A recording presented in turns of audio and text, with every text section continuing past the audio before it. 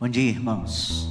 Vocês podem abrir suas Bíblias no livro de Gênesis, no capítulo 19. Nós vamos fazer a leitura do versículo 15 até o versículo 29.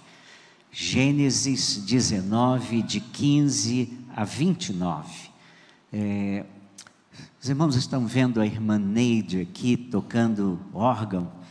Estamos orando por ela, pela sua saúde, ficamos sempre muito alegres em vê-la aqui, se reforçando aí e tendo o seu ânimo restaurado. Louvamos a Deus. Não sei se os irmãos prestaram atenção, que aqui na frente, agradecendo, estavam os irmãos Moisés e Maria Áurea.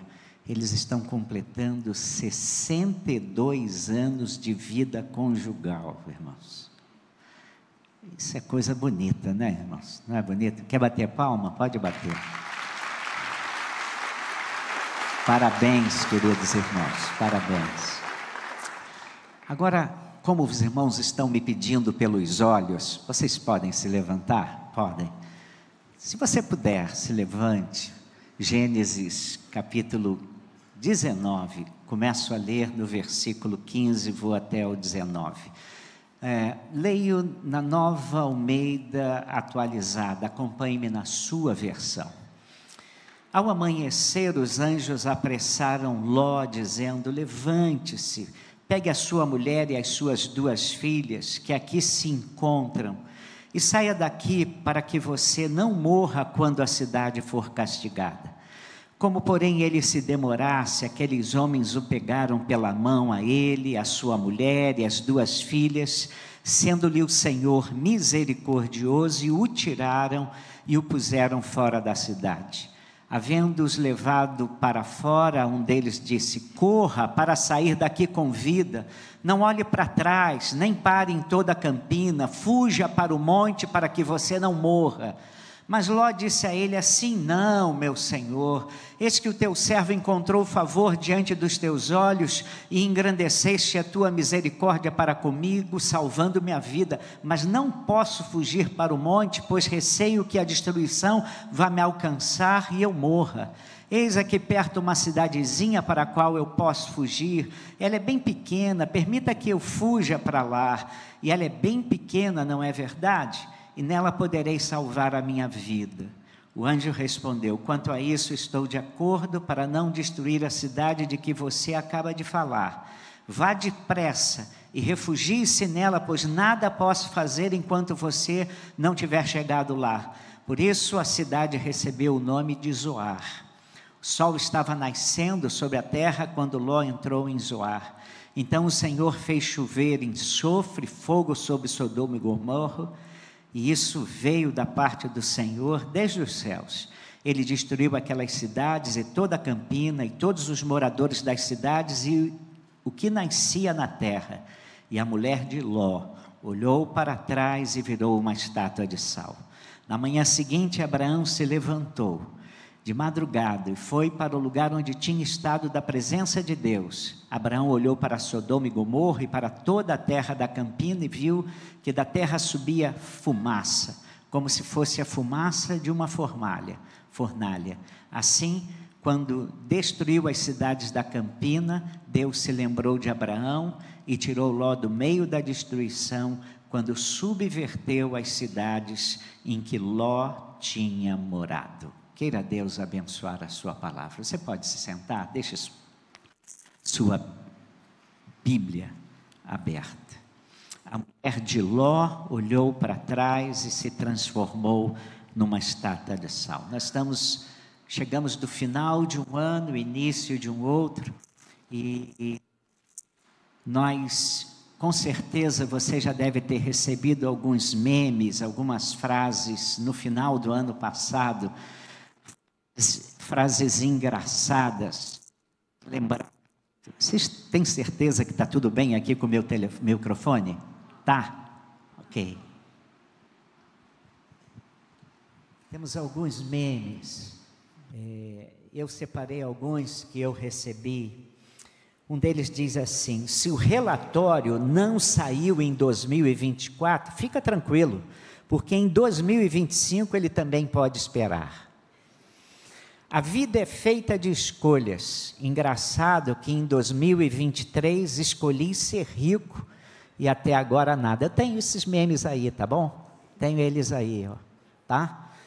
Aí me lembraram de uma frase de Dilma Rousseff. Nós não vamos colocar uma meta, nós vamos deixar uma meta aberta. Quando a gente atingir a meta, nós dobramos a meta. Vocês estão rindo mais dessa, hein? Agora gostei dessa. As pessoas estão dizendo que este ano será um ano de mudança. Vou comprar um caminhão de frete bem grande para fazer frete e ficar rico. Neste ano cansei de ser chato. Em 2025 serei insuportável. Bom, uma das coisas complexas na natureza humana é o seu apego ao passado. Alguém sabiamente afirmou que 3 coisas nos desestabilizam. O excesso de passado gera depressão, amargura e dor. O excesso de presente causa estresse e medo. E o excesso de futuro gera ansiedade e preocupação. Vocês já observaram como boa parte, se não a maioria dos nossos problemas tem a ver com as nossas experiências negativas do passado? Por isso, terapeutas, psicólogos, eles querem entender a história da pessoa, querem vasculhar, como se fossem arqueólogos, as pistas traçadas, traçados psicológicos que foram construídos na sua história. E os nossos traumas atuais, muitas vezes, têm a ver com o mal que nós sofremos no passado. Pessoas que nos machucaram, a interpretação que nós fizemos de certos eventos, as narrativas que nós construímos aqui na cabeça. E a lição central desse texto que eu acabei de ler, nos convida a não olharmos para trás. A narrativa sobre a destruição de Sodoma e Gomorra e o que aconteceu à mulher de Ló torna-se muito importante nessa época, principalmente quando nós estamos em momentos de transição, ou quando nós precisamos avançar, mas de alguma forma ficamos presos ao passado, a algum dado pessoal e particular da nossa história. Então, a ordem que o Senhor deu a Ló e a sua família era muito claro. Havendo-os levado fora, disse um deles: livra-te, salva a tua vida, não olhes para trás, nem pares em toda a campina, foge para o monte, para que não pereças. Ali está outra versão, não olhes para trás. Talvez nós, para que esse texto se torne importante para nós, possamos fazer algumas perguntas didáticas para ele. Primeira pergunta: por que não olhar para trás? Segunda pergunta: quando não olhar para trás? Terceira pergunta: quais são os perigos de se olhar para trás? Então, eu vou tentar responder pelo menos uma: quando não olhar para trás? E começo dizendo para vocês: não olhe para trás quando Deus claramente diz para você não olhar. Não olhe para trás se isso leva você a desobedecer a Deus. A ordem de Deus foi muito clara à família de Ló, versículo 17, olhe para a sua Bíblia. Livra-te, salva a tua vida, não olhes para trás, nem pares em toda a campina. A minha versão: corra, para sair daqui com vida, não olhe para trás, nem pare em toda a campina, fuja para o monte, para que você não morra. Irmãos, era uma questão de salvação. Eles não podiam se descuidar. O que manteve o olhar da mulher de Ló presa ao passado?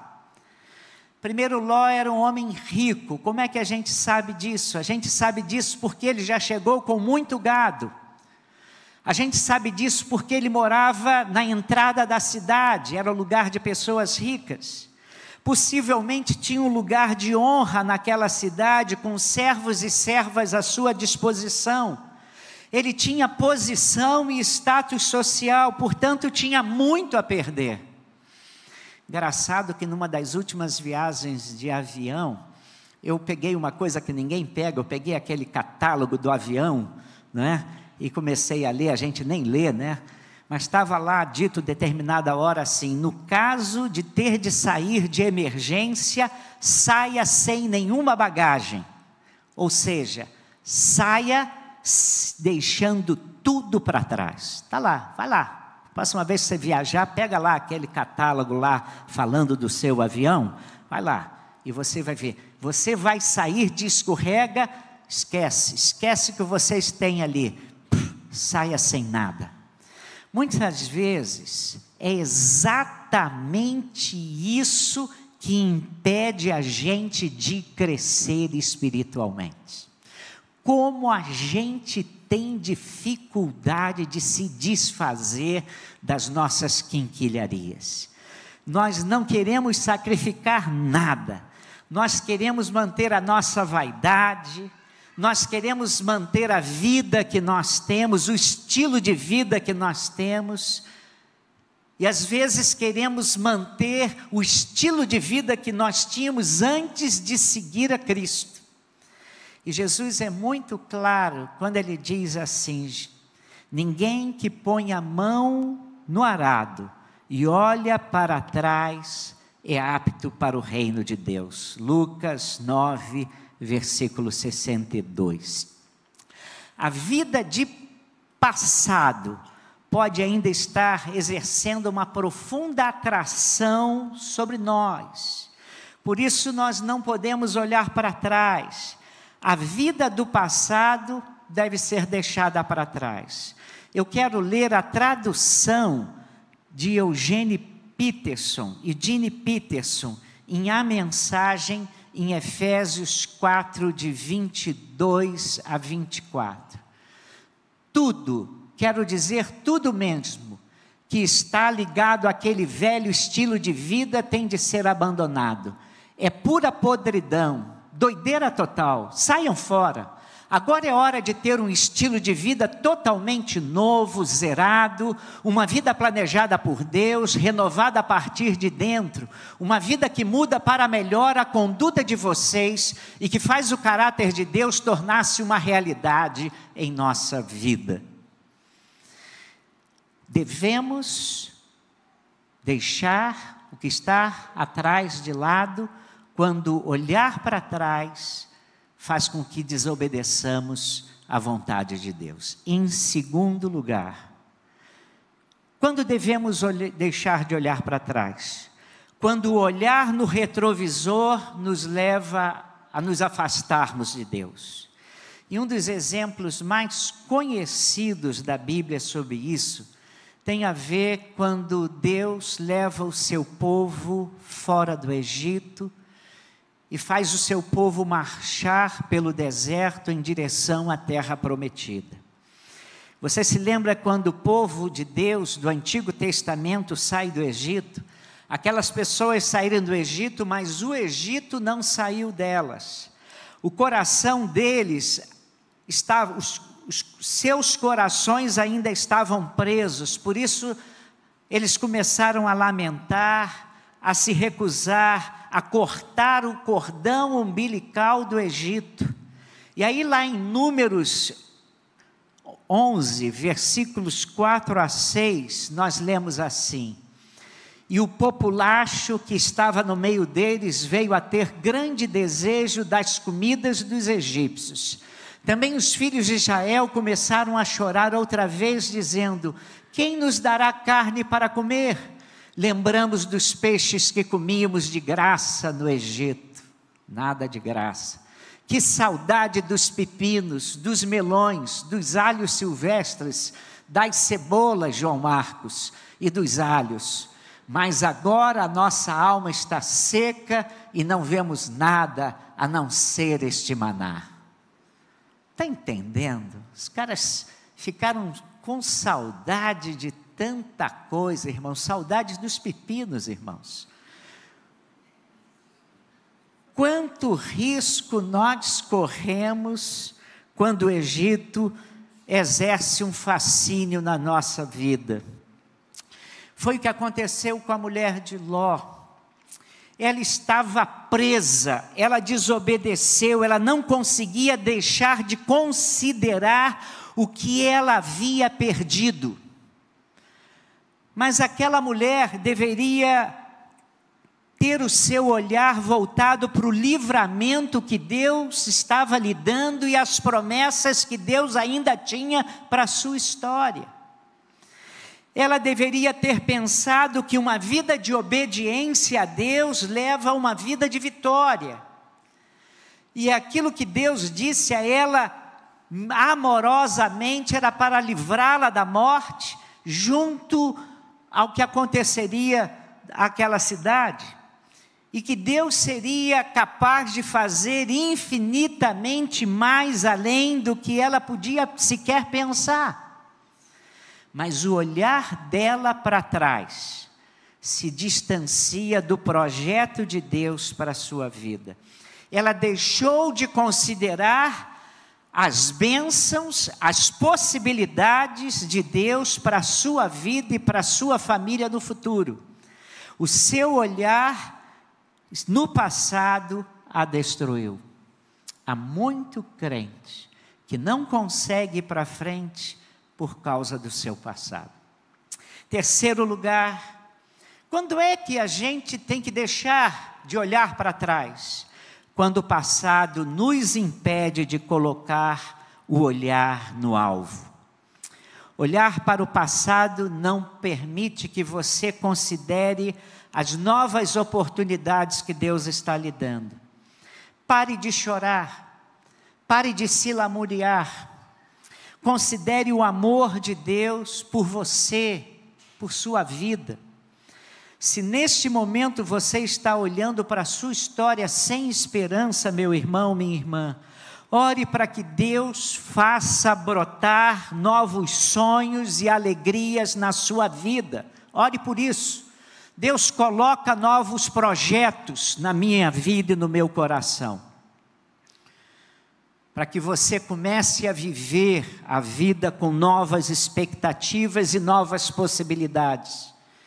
E não é isso que afirma a palavra de Deus? Filipenses 4,19, o apóstolo Paulo diz assim: e o meu Deus, segundo a sua riqueza e graça, há de suprir em Cristo Jesus cada uma de minhas necessidades. Aí o profeta Isaías diz, lá em Isaías 43, 18 e 19, não fiquem lembrando das coisas passadas, nem pensem nas coisas antigas.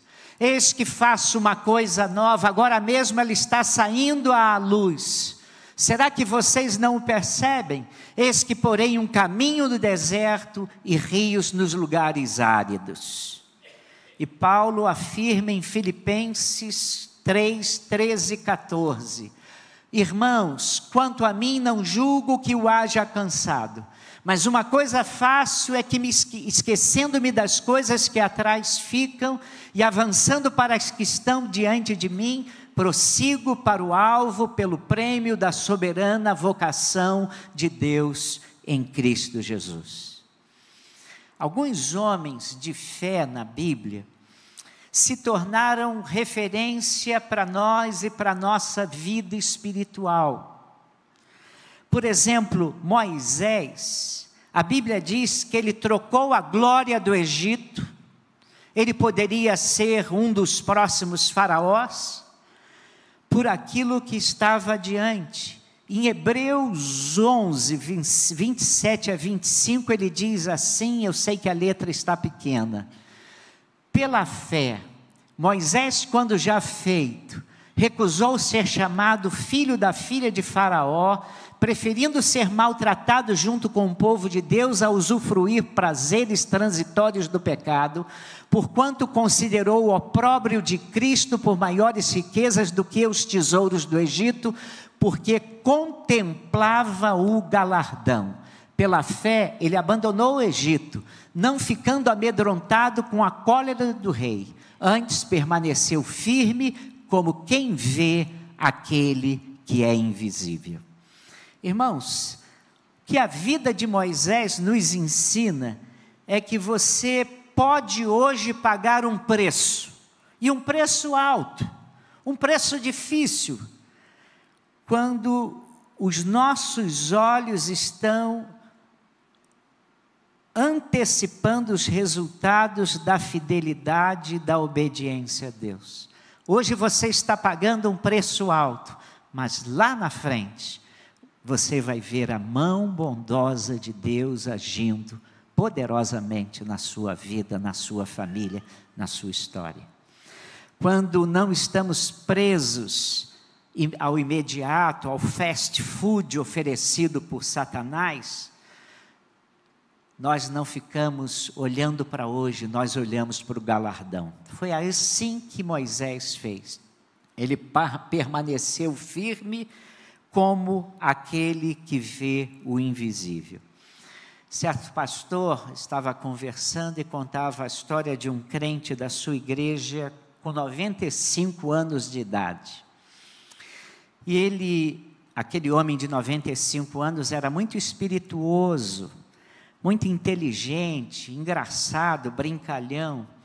E certa vez, numa visita que um grupo de irmãos fez à sua casa, ele, aos 95 anos de idade, repito, fez o seguinte comentário, aspas, eu morro de medo de ficar velho. E aí não se esqueça, ele estava com 95 anos de idade. Nessa mesma ocasião, ele recebeu a visita de uma querida irmã que fora sua companheira de mocidade. Na mocidade da mesma idade. Aí, nessa ocasião, essa mulher, no final daquela visita, deu um grande abraço nele e disse com alegria, meu querido, fica com Deus, mas não se esqueça que a nossa redenção já está chegando o tempo da nossa glorificação. E ele estava com medo do amanhã, e aquela mulher da mesma idade dele deu um abraço, e bem alegre disse, não se esqueça, está chegando o amanhã maravilhoso, está chegando o amanhã da recompensa, está chegando a nossa redenção, está chegando a nossa glorificação. Quando é que nós não devemos olhar para trás? Quando olhar para o passado, paralisa a nossa história. Foi exatamente isso que aconteceu com a mulher de Ló. E a mulher de Ló olhou para trás e converteu-se numa estátua de sal, versículo 26. A sua vida parou ali. Quem vira estátua de sal não consegue prosseguir. E você precisa avançar, meu irmão. Sabe de uma coisa? A sua vida precisa ir para frente. Há uma expressão que a gente diz, a vida segue. É isso mesmo. Muitas pessoas perderam na vida, se perderam na vida e nunca mais se reencontraram. E muitas se perderam, infelizmente, e não conseguiram refazer as suas rotas. Eu sei que muitas dessas pessoas enfrentaram, às vezes, abusos não superados, ressentimentos antigos mal resolvidos, experiências traumáticas. E todos esses eventos podem nos paralisar, eu sei. Mas muitos pararam de olhar para frente, porque ficaram olhando para os seus fracassos, para os seus prejuízos, e começaram a considerar o que Deus não fez nas suas vidas, o que Ele poderia ter feito, e ficaram lá parados, e não olharam para frente. Às vezes eu vejo isso em crentes. Lá no passado, eles tiveram uma experiência ruim com um líder da igreja. Às vezes foi um diácono que falou uma coisa ruim para elas. Aí elas ficaram tristes, falaram: vou abandonar a igreja. E nunca mais voltam para a igreja. Estão com aquela situação mal resolvida, porque um diácono, um pastor, alguma pessoa disse uma coisa ruim. E nunca mais voltam à plena comunhão com Deus e com a igreja, e se esquecem de tantos crentes que os abençoaram no passado, quantos crentes que oraram por eles, quantos crentes que continuam orando por eles, e Deus leva o seu povo para frente. Se você está parado nisso, meu irmão, pare com isso, olhe para frente, vem para frente. A mulher de Ló ficou presa nas coisas que ela perdeu, lembranças pessoais, suas casas, seus móveis, seus souvenirs, seus sapatos. Mulher tem que ter sapato, né, irmãos? Né? Seus sapatos, né? O status que ela tinha. E esse texto nos mostra que é perigoso ficar olhando para trás, porque a vida pode paralisar. Mas se eu parasse aqui, eu não ia completar tudo o que nós precisamos saber, irmãos. Eu creio que existem algumas situações excepcionais que nós devemos olhar para trás. Eu vou dizer para você quando é que você precisa olhar para trás. Em primeiro lugar, quando é que você pode e deve olhar para trás? Quando, ao olharmos para trás, olhamos para a vida como um aprendizado. Tá? Você errou, cometeu falhas, e aí você aprendeu que não pode mais caminhar pela mesma estrada que até então você percorria. Isso é chamado da Bíblia de arrependimento. Entendeu? Arrependimento literalmente é voltar atrás, mas caminhar em outra direção. Então nós precisamos aprender com as lições do passado. Há um episódio na Bíblia que me chama muita atenção, quando Daniel comparece diante do rei Belsazar. Ele ouviu que Daniel poderia decifrar aquilo que estava escrito na parede. E aí Daniel está diante do rei, que prometeu um monte de coisa. Ele disse: as coisas ficam para o Senhor, mas eu vou dizer uma coisa para o Senhor. O Senhor está lembrado que o seu pai, que na verdade era avô de Belsazar, o seu pai ficou doido porque ele começou a se achar orgulhoso, se achou o homem mais poderoso da terra, e ele ficou doido e foi à mão de Deus, até que ele se humilhou e pediu perdão a Deus, e Deus o restituiu o rei da Babilônia. Lembra-se disso? Agora olha o que ele diz: e o Senhor, rei Belsazar, que é filho de Nabucodonosor, não humilhou o seu coração, mesmo sabendo de tudo isso. Daniel 5:22. Quando é que nós devemos olhar para trás? Devemos olhar para trás quando olhar para trás nos ajuda a entender os nossos erros para não errarmos mais. Hegel, cinicamente, ceticamente, ele afirmou uma frase que ficou famosa, as pessoas atribuem essa frase a tantos outros, mas é de Hegel: se a história nos ensina alguma coisa, nos ensina que ela nada nos ensina. Isso é cínico, irmãos. Irmãos, essa é uma abordagem cética. Nós precisamos aprender com tudo que nós já vivemos e com a história que nós já construímos. Nós precisamos olhar didática e pedagogicamente para o passado e reaprender com os erros que cometemos para não cometê-los outras vezes. Um povo que não conhece o seu passado, que não compreende os seus referenciais e as suas origens, perde a oportunidade de reparar os seus erros históricos. Um povo sem memória é um povo sem passado, é um povo sem história. Por isso é importante sabermos a história da nossa igreja.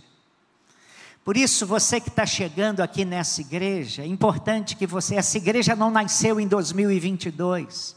Essa igreja vem de 1936. Nós temos uma história belíssima de crentes pobres, que deram a sua vida para termos o que nós temos hoje aqui.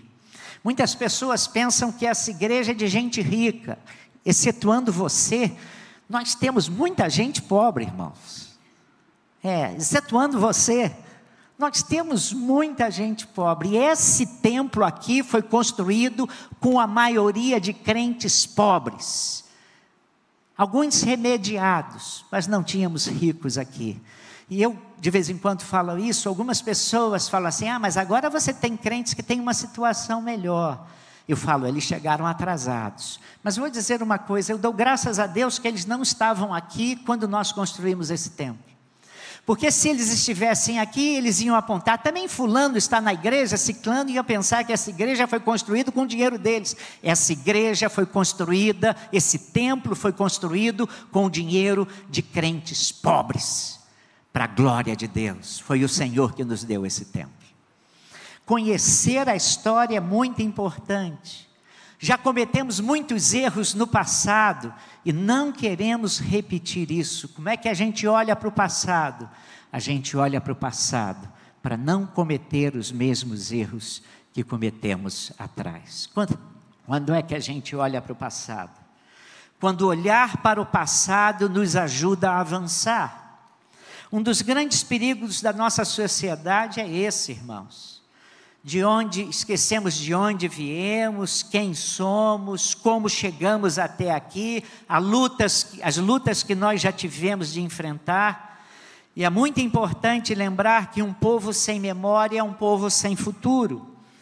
E aí eu fico ouvindo uma máxima cínica do Brasil: no Brasil até o passado é incerto. Já ouviu isso?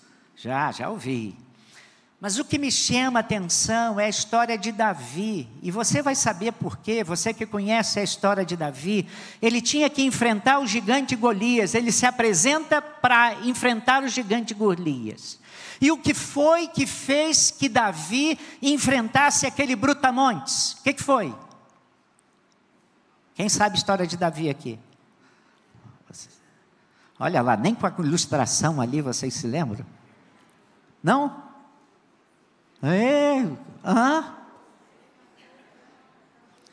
O que fez Davi enfrentar o gigante Golias é que ele se lembrou, irmãos, ele se lembrou que uma vez veio um leão atacar as suas ovelhas e Deus lhe deu força para vencer o leão. Depois veio um urso e ele matou o urso. E ele diz: o Deus que esteve comigo naquele momento vai estar comigo diante do gigante. Olhou para trás para avançar.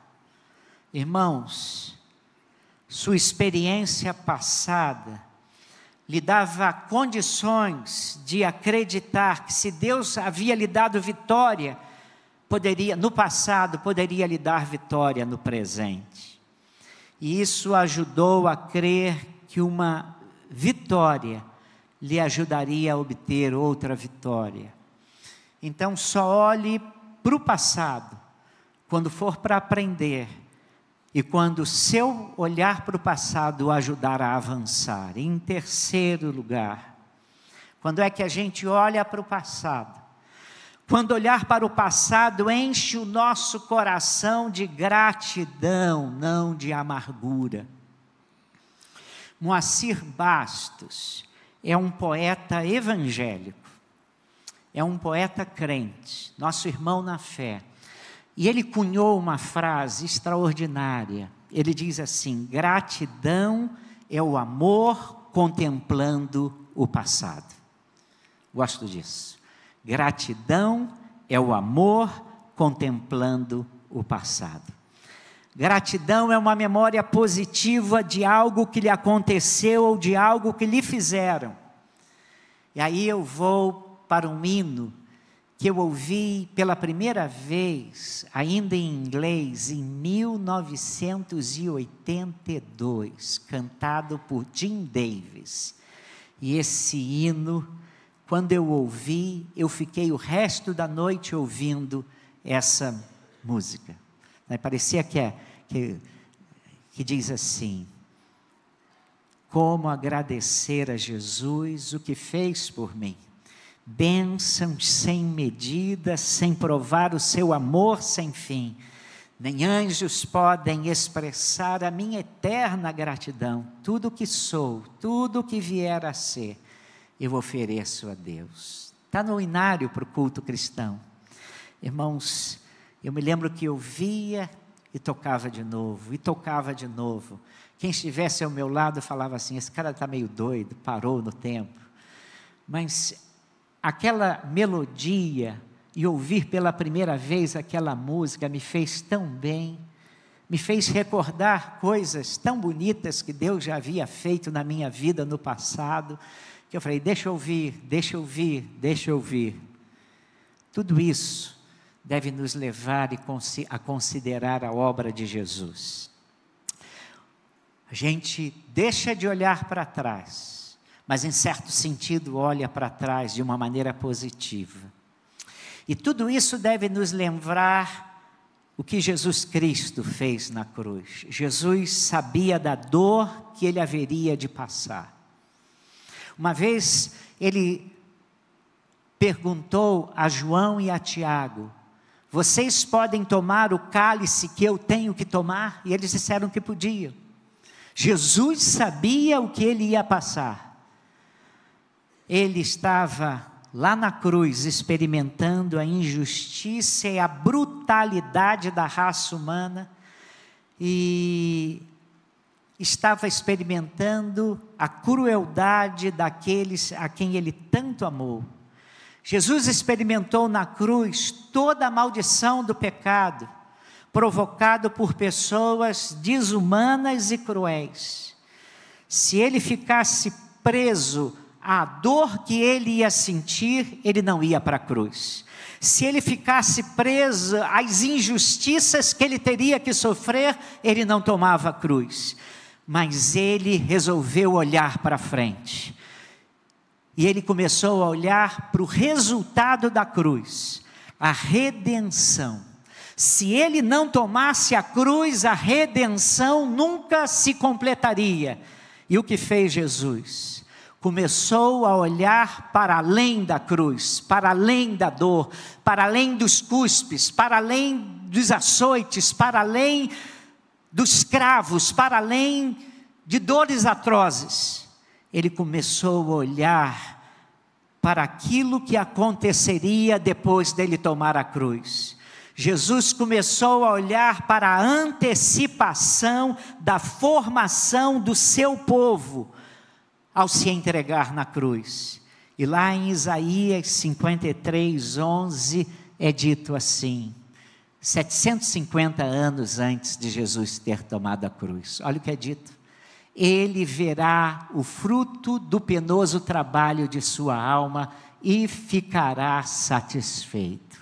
O meu servo, o justo, com o seu conhecimento, justificará a muitos, porque as iniquidades deles levará sobre si. Por isso eu lhe darei muitos como a sua parte. Com os poderosos repartirá ele o despojo, porquanto derramou a sua alma na morte, foi contado com os transgressores, contudo levou sobre si o pecado de muitos, e pelos transgressores intercedeu. Os olhos de Jesus, ao se entregar na cruz, estavam colocados sobre a formação do seu povo lá na frente. Ele estava resgatando um povo para o seu louvor, formando uma nação em torno da sua redenção. E quando a gente vai para o livro de Apocalipse, lá no final de Apocalipse, nós vemos um povo formado por gente de todas as raças, tribos, nações, etnias, louvando a Deus diante do trono e agradecendo. Um povo lavado pelo sangue do Cordeiro. E o livro de Apocalipse afirma que diante do trono de Deus encontra-se esse povo redimido, resgatado em adoração diante de Deus. Era isso que estava na mente de Cristo quando ele voluntariamente se entregou na cruz. Jesus estava olhando para diante, vendo a obra que ele realizaria na história. Será que nós somos capazes de perceber? Eu queria que você prestasse atenção nisso. Será que você é capaz de perceber o amor de Deus no meio dos problemas que você está vivendo hoje? Pode ser que você esteja vivendo uma situação complicadíssima. Você é capaz de enxergar que Deus tem bênçãos nessas coisas? Você é capaz de ver que no meio dessas coisas tão complicadas, que você às vezes não sabe nem como ter uma saída, a mão de Deus pode estar ali planejando um futuro de bênçãos por causa daquilo? No meio das contradições e incoerências da vida, será que somos capazes de olhar o passado com gratidão e não com amargura? Olhar o futuro com esperança? Aquela esperança profunda e maravilhosa que vem da compreensão de que nós temos um Deus que nos ama e que o amor de Deus nos acompanha, haja o que houver na nossa vida. Você é capaz de crer nisso? E você é capaz de olhar para o futuro com esperança porque Deus está guiando a sua vida? A vida de Jesus nos mostra que é preciso olhar para frente. É preciso olhar para frente com fé. E é preciso olhar para frente com esperança. O que acontece no momento, por mais problemático que pareça, pode ser o início de uma grande bênção amanhã. Nunca me esqueço, estava passando dias tão difíceis, trabalhando para Deus e não via um fruto do meu ministério. Deixei o meu carro na oficina, o carro enguiçou, deixei na oficina e fui para um lugar que eu achava que passava ônibus e o ônibus não passava. E aí depois de esperar muito ônibus, eu vim andando e comecei a pensar na minha vida. E como eu aprendi com o pastor Samuel Mitch, que a gente podia orar enquanto estava caminhando, eu comecei a orar. E disse: Deus, por que eu estou passando o que eu estou passando? Por que o meu ministério não dá um fruto? Algum pecado na minha vida? Alguma coisa errada que eu estou vivendo?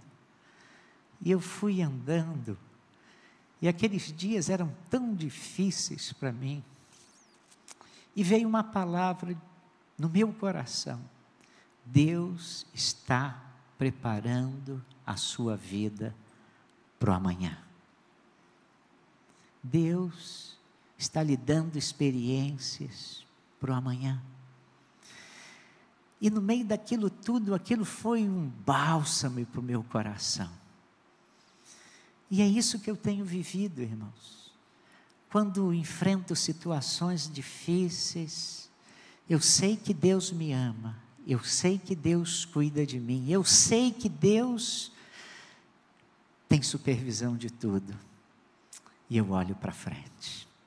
Uma das músicas mais lindas do cancioneiro evangélico, escrito por um brasileiro gauchão, Asaf Borba, interpreta o sacrifício de Jesus. E é uma música que nós vamos cantar Diz assim: quando Jesus derramou sua vida, Ele pensava em ti, pensava em mim, pensava em nós, e nos via redimidos por seu sangue. Que mais? Que mais que ele diz nessa música? Sua igreja edificando e rompendo as barreiras por amor. Então, irmãos, é exatamente isso que Jesus fazia. Não olhe para trás, quando o seu olhar para trás for um olhar amargo, for um olhar que faz você desistir da vida, que faz você desobedecer a Deus. Olhe para trás. Olhe para trás quando for para aprender, quando for para reorganizar a sua vida, mas quando for para agradecer os grandes bênçãos que Deus já derramou na sua vida.